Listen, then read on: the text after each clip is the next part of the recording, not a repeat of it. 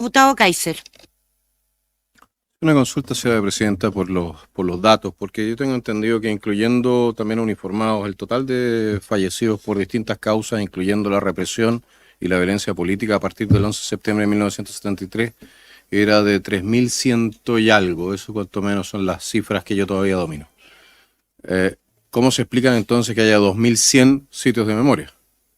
Pues sería prácticamente 1,5 fallecidos o ejecutados, ¿no?, por sitio de memoria. Y supongo que los militares que cayeron, los carabineros que fueron también muertos en este conflicto, no van a recibir sitio de memoria. Entonces estoy hablando solamente de de las personas que fueron reprimidas en su momento. ¿Cómo se explica el número? Muchísimas gracias, señor presidente.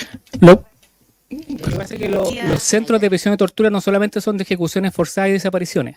Los centros de prisión, tortura y exterminio son también prisiones de tortura. Por lo tanto, ahí no entran solamente los 3.225, ¿cierto?, sino que entran los 38.000 que estableció la Comisión Wallich. Hay dos comisiones importantes que hay que tener de analizar. La Comisión Reti, que establece las ejecuciones y las desapariciones forzadas, y la Comisión Wallich en el 2004 establece la prisión política y tortura, y ahí se logró comprobar los 38.000 y fracción, ¿cierto?, prisioneros políticos. Primero quiero darles la bienvenida. Es un agrado poderles tener en la Comisión de Derechos Humanos. Quiero compartir lo que señalaban en relación a que la construcción de memoria ayuda a las garantías de no repetición, es un aporte. Y por lo tanto sí, es un deber del Estado, y lo señala así la norma internacional, en torno a avanzar en la construcción de memoria. Esa memoria que nos va a permitir avanzar en una democracia mucho más sólida y contundente.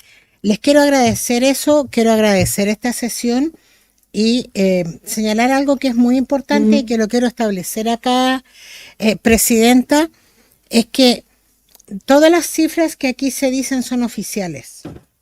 Las formas de reconocimiento fueron dadas por periodos bajo decretos, y por lo tanto no es una práctica permanente del Estado la recepción de denuncias, sabiendo que esto no tiene que ver con que se dictamine, usted hoy día va a prestar testimonio y lo va a hacer, tiene que ver con procesos mucho más complejos.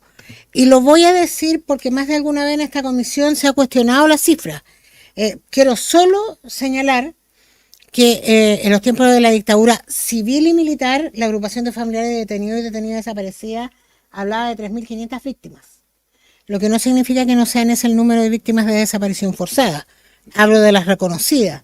Y solo como un aporte de conocimiento, decir que en Argentina las víctimas reconocidas son un poco más de 9.000 y nadie cuestiona las 30.000 víctimas de desaparición forzada.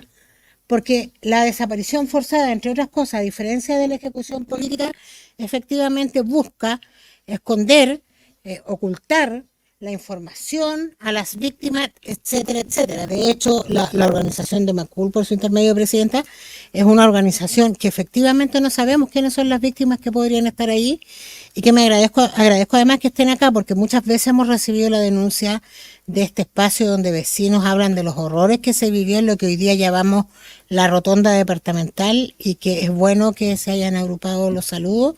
Y sin duda sean muy bienvenidos y bienvenidas, compañeras. Nos hemos visto en la lucha, así que es un agrado tenerles acá. Gracias, diputada. Diputada Schneider. Muchas gracias, Presidenta. Saludar, por supuesto, a nuestros invitados e invitadas. Me sumo a lo que señalaba la diputada Pizarro por su intermedio, del gusto de que podamos discutir este tema. Es algo que teníamos muy pendiente. A mí me ha tocado, efectivamente, como señalaban las expositoras, colaborar con la agrupación de derechos humanos de Macul, y me parece que han hecho un trabajo tremendo por visibilizar precisamente esta situación, por traer al debate público que en el ex vertedero vocero departamental, hubo denuncias de tortura, de desaparición, de horrores de la dictadura, que deben investigarse, que deben establecerse la verdad, y quería preguntarles a propósito de algo que hemos conversado, por supuesto, anteriormente, pero que creo que sería importante traerlo a la comisión para que también lo pueda escuchar el Ejecutivo, también se pueda referir. Me gustaría preguntarles cómo se ha dado el trabajo que han podido desarrollar con el Plan Nacional de Búsqueda, a propósito de que entendemos que es una excavación muy difícil, que es un terreno muy complejo para poder entrar a hacer las búsquedas y las pericias pertinentes, a sabiendas de que fue un vertedero, de que hay distintos dueños del terreno, qué sé yo, de que ha habido toda una complejidad para llegar al estado en el que estamos hoy día, y quería saber si es que podían comentarlo acá y también el Ejecutivo podía referirse a propósito del Plan Nacional de Búsqueda. Eso es todo, Presidenta, es todo lo que quería traer a colación. Gracias, señora Presidenta. Yo quería saber cuáles son los criterios con los cuales se están estableciendo los sitios de memoria. Por ejemplo, en su momento se denunció la tortura del dirigente, abogado, profesor universitario Juan Luis Osa por parte del director de investigaciones, ¿no?, el señor Toro. En su momento, si se va a considerar también en ese sentido aquellos lugares en los cuales se torturó antes del 11 de septiembre de 1973, por una práctica que por lo demás se encargó también al gobierno de Eduardo Frei, y se le encargó a Salvador Allende. Se van a considerar los lugares donde se producían estas torturas como sitios de memoria. Otra consulta, señora Presidenta, sería la siguiente. Si se considera dentro de lo que es la cantidad de los sitios de memoria, también la Rotonda Pérez Ujovich o el memorial de Jaime Guzmán, porque ese memorial todos los años es destruido, si es considerado también un sitio de memoria dentro de lo que es el contexto de tanto la represión como la violencia política que iba asociado. Existe una razón por la cual el informe Rettig se hizo cargo de ambas formas de violación de derechos humanos, como lo dice el propio informe Rettig. Bueno, yo leí otra cosa entonces.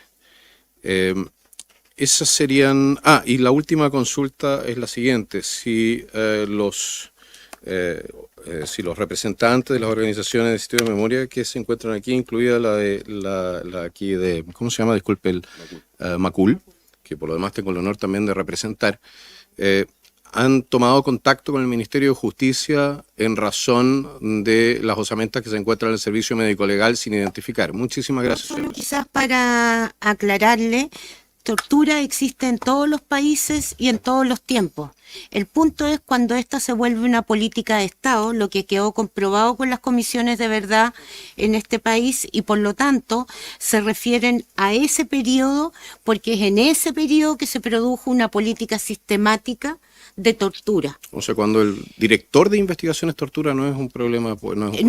Eso jurídicamente no es calificado como una política sistemática, que requiere una planificación que va hacia una parte de la población o la población en su conjunto. El Partido Comunista y el Partido Socialista acusaron a Eduardo Frei de torturar sistemáticamente. Sigue sin ser, yo creo que, ¿sabe qué, diputado? Yo creo que controvertir la noción de sistematicidad cuando está suficientemente acuñada tanto a nivel nacional como a nivel nacional como internacional, no tiene mucho sentido. Pero de todas maneras le voy a dar la palabra ahora a las autoridades para efectos de que... perdón, está el diputado. Gracias, señora Presidenta. Una consulta, porque estamos hablando, eran 1.200 lugares de memoria, ¿eso es correcto? Más o menos 1.100 y algo. 1.132, de acuerdo. Si uno fuese a equipar todos esos sitios de memoria, es decir, efectivamente administrarlos, supongo que el gobierno tiene una planificación para eso, ¿y cuánto costaría? Ese es el primer punto. Si no lo tiene, sería interesante que nos hiciesen llegar, entonces, ¿cuáles serían los parámetros económicos de los que estamos hablando? La segunda consulta que yo quería hacer, señora Presidenta, es específicamente sobre el caso de Colonia Dignidad, porque ahí se va a expropiar, pero se va a expropiar todo lo que fueron los predios que pertenecieron a la Colonia Dignidad, se va a expropiar un lugar específico dentro de lo que fue la Colonia Dignidad, porque eso también tiene que ver y va a tener un impacto en lo que son las finanzas públicas. No es especialmente barato el campo hoy en día. y tiene que pagarse a precio de mercado. En el sentido también muchos de los sitios de memoria que se encuentran en este momento en manos de privados, como por ejemplo que fue, creo, Villa Grimaldi, ¿no? Que tuvo que ser expropiado, fue Villa Grimaldi, que estaba en Macul. Disculpen. Exactamente, disculpe la confusión. También tuvo que ser expropiada, y tuvo que ser expropiada a precio de mercado. Es decir, aquí existe también lo que se llama una demanda económica respecto del Estado, y el Estado nos tiene que decir de qué manera y en qué condiciones está como para poder priorizar esos recursos, si es que quiere priorizarlos, ¿no? Porque supongo que también está demandado en otros flancos y en todas las comisiones le andan pidiendo plata. Muchísimas gracias, señora presidenta. Gracias, diputado. Subsecretario, ministra, ¿alguno de los dos quisiera referirse al tema? Sí, si le parece, presidenta, voy a responder a la primera pregunta y le dejo la segunda pregunta a la ministra respecto a Colonia Ignacia. Sí, en el caso de lo que usted señala, diputada, por su intermedio, presidenta, yo creo que en ningún caso uno puede imaginar ni deformar el concepto pensando que vamos a hacer la misma intervención en todos los lugares que tienen una connotación de sitio de memoria. Entendamos primero que hay lugares que son parte de rutas de memoria. Es decir, para responder a la aritmética, que no la veo con tanta complejidad, si nosotros tenemos cerca de 30.000 personas consideradas en Ballet, 28.000, y si uno piensa en los centros de detención, centros de tortura, centros de exterminio, evidentemente la proporción de 1.132 cuadra en términos de cuánto agente del Estado había respecto de los precios y respecto de los espacios donde se cometieron estas barbaridades. Por lo tanto, hay que entender que aquí hay un circuito, que es un esquema, es una política de Estado, es terrorismo de Estado, es una cosa organizada sistemáticamente por un conjunto de instituciones que bien sabemos cuáles son. Por lo tanto, despejemos de una vez esa confusión. Los números no tienen que cuadrar uno a uno, porque aquí estamos hablando de centros donde mucha gente pasó y la misma persona puede haber pasado por distintos centros. Sí, no, pero es que para que despejemos eso, porque volvió a salir la dura aritmética, me parece que es un poquito agraviante también. Lo segundo es que los sitios de memoria, no todos son declarados, no todos son monumentos, pero sí hay una reivindicación de muchas personas respecto de un lugar que para ese grupo o para ese caso tiene una relevancia. Sí, por lo tanto, no se imagina un museo de la memoria en 1.100 de los 32 casos, sino que imaginemos que por región sí yo reivindicaría como Estado, y tomando cierta distancia, sino que no una cosa personal, sino que como Estado, yo reivindicaría la necesidad de que tengamos espacios que permite ilustrar lo que allí ocurrió, tanto en términos de represión como en capacidad de organización frente al Estado represor. Y eso se puede perfectamente acordar, se pueden definir prioridades, se puede con las organizaciones, porque esto se hace con las organizaciones, definir cuáles son los centros que tienen un peso simbólico mayor para hacer este trabajo, ya sea por su cercanía con la comunidad, ya sea por el peso simbólico que tiene, por ejemplo, caso de Pisagua, que claramente está lejos, porque como dijo la ministra, no está en la pasada de la Plaza de Armas. Entonces, yo creo que hay una capacidad de los actores involucrados, del Estado chileno, en base a una tradición institucional respetable, sólida, con hechos, de abordar estos temas en su complejidad, pero con responsabilidad. Señora presidenta, sobre el punto. Es que lo que sucede es lo siguiente. Yo hice una pregunta muy clara respecto de cuáles iban a ser los compromisos financieros que iba a asumir el Estado. Respecto de esto, respecto de lo que iba a ser el financiamiento de los sitios de memoria. Esa es la pregunta. Diputado. Entonces, si a mí me responden ampliamente, lo cual yo reconozco porque es una capacidad política que uno va desarrollando, no responder a las preguntas. Le pediría sin sarcasmo. Yo le estoy consultando, señora presidenta, por su intermedio, al señor subsecretario y a los representantes del gobierno, cuánta plata van a poner sobre la mesa, cuáles son los programas que tienen. Y me están respondiendo algo que no tiene nada que ver con lo que pregunté. Gracias, señora presidenta. Diputado, yo creo que de todas maneras, porque voy a tener que cerrar ya esta parte de la sesión, decirle sí, yo igual lo salvo, le toca a la ministra y después vamos a cerrar. Lo único que quiero decir es que todos los años nos vemos todos enfrentados en este Parlamento a tener que defender los sitios de memoria, cuya única manera de sostenerse, y en una parte ínfima como se ha planteado ahora, tiene que ver con el presupuesto que pone el Estado, que es bajo, y con los fondos concursables que tienen esos propios sitios para mantenerse. Desde mi perspectiva, es todavía una vergüenza que tenemos en esa situación en Chile. Y esperaría, y esa va a ser mi última locución, a que la pregunta del diputado Kaiser se resuelva a partir, por ejemplo, de una ley de sitios de memoria que necesariamente debiera no solo hacer calificación jurídica, sino que también establecer un aporte basal para aquellos sitios que sean declarados como tal. Antes de eso, la verdad es que es bien incierta la suerte de los sitios de memoria en este país. A veces les toca, a veces no les toca.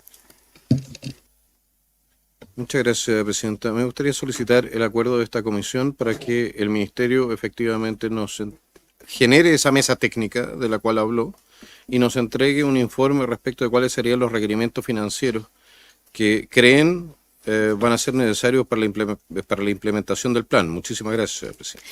Yo no estoy de acuerdo con ese acuerdo porque me parece que hacer ese estudio sin que haya un marco jurídico dentro del cual instalar lo que sería la ley de sitios de memoria no me parece procedente. Lo que sí invitaría al Ejecutivo a que durante el año pudiéramos volver a juntarnos en esta sesión con ustedes una propuesta ojalá, de ley de sitios de memoria. El país lo necesita y se lo merece.